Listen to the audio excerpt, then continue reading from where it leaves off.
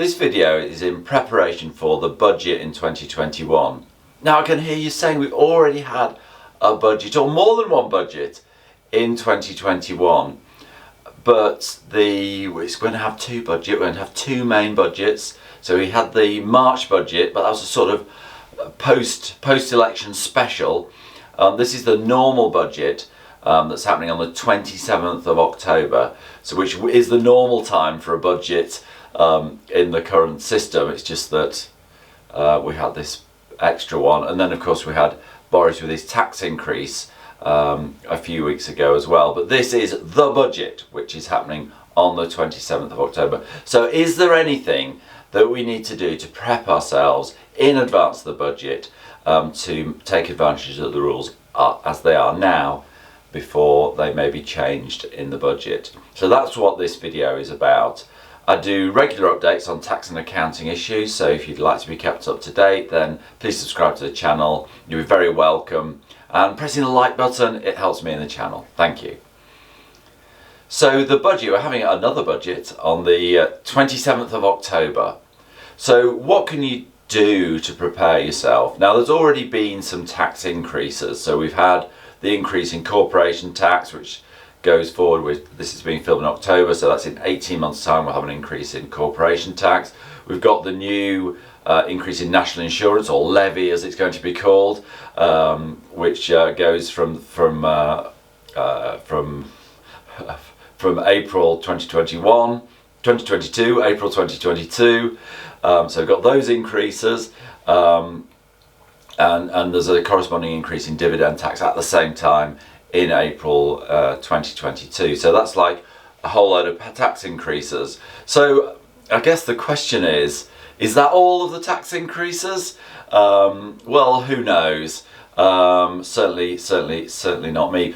What I think though is that it's always best to prepare, at least prepare for the worst, and do things where you're taking advantage of the current tax rules before the budget.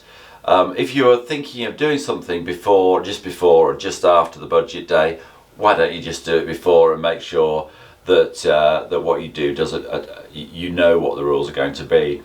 You're always taking a risk when you go over the budget that they'll change the rules as on budget day.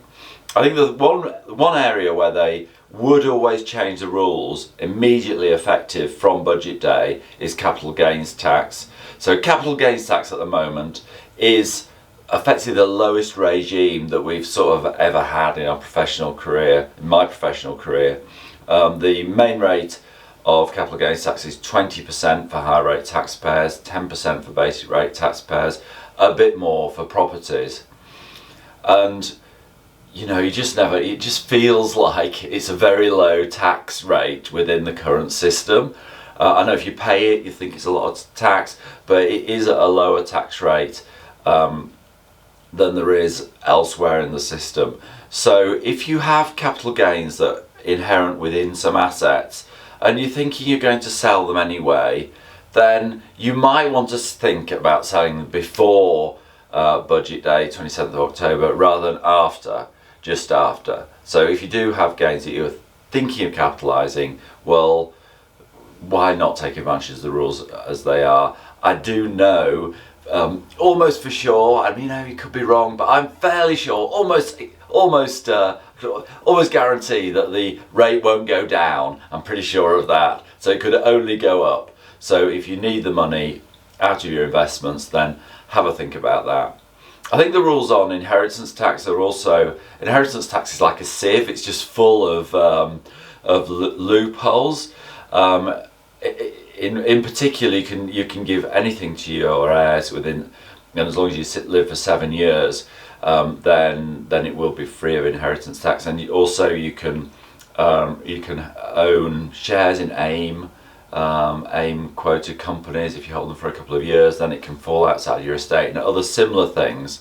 And I do just wonder if you are thinking of giving assets anyway, then doing them before budget day rather than after budget day maybe. But with inheritance tax, I suppose it's less with capital gains tax and inheritance tax it's different. So with capital gains tax, he can't say, I'm going to change the rules in 2 months' time, because everybody would transact before that date. So just miss a whole load of tax, because people would just do things in advance. But inheritance tax, obviously, the thing that triggers the tax is your death.